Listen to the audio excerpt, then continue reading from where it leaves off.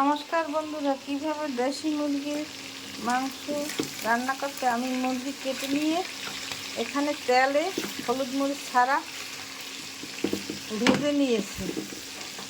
আমি অন্যভাবে একটু রান্না করব। মুরগি ভাজা ভাজা হয়ে গেছে। এখানে আলু কেটে ভেজে নিয়েছি, পেঁয়াজ কেটেছি আর তেজপাতা। এখন আমি মাংস তুলে নেব। 2 মিনিট পর ফিরে এসেছি। পেঁয়াজ বাটা 1 টেবিল চামচ, রসুন বাটা 1 টেবিল চামচ, আদা বাটা 2 চামচ আর পেঁয়াজ কুচি আর তেজপাতা তেলে দিয়ে এখন ভেজে নেব।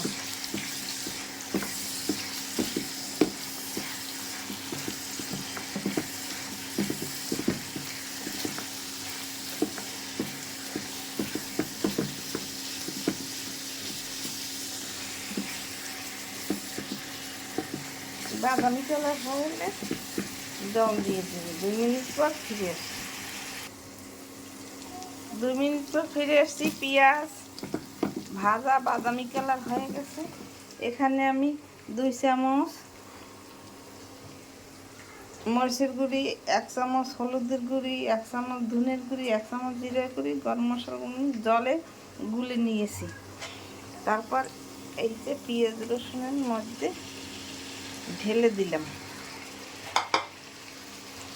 মশলাটা কষিয়ে নেব।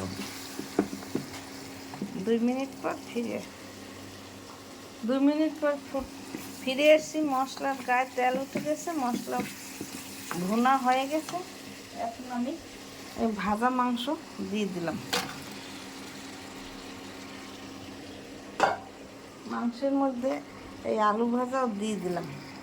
এখন কষানো করতে হবে। 2 মিনিট পর ফিরে আসছি। 2 মিনিট পর ফিরে এসে মাংস আমার ভুনা হয়ে গেছে। এখানে জল গরম করে নিয়েছি।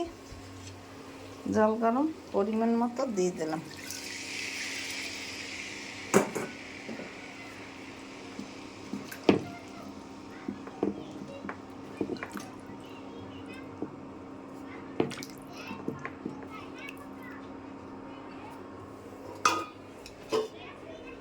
ঢাকনা দিয়ে ঢেকে দিলাম। 2 মিনিট পর ফিরে আসছি। 2 মিনিট পর ফিরে আসছি। আমার দেশি মুরগির মাংস রান্না হয়ে গেছে।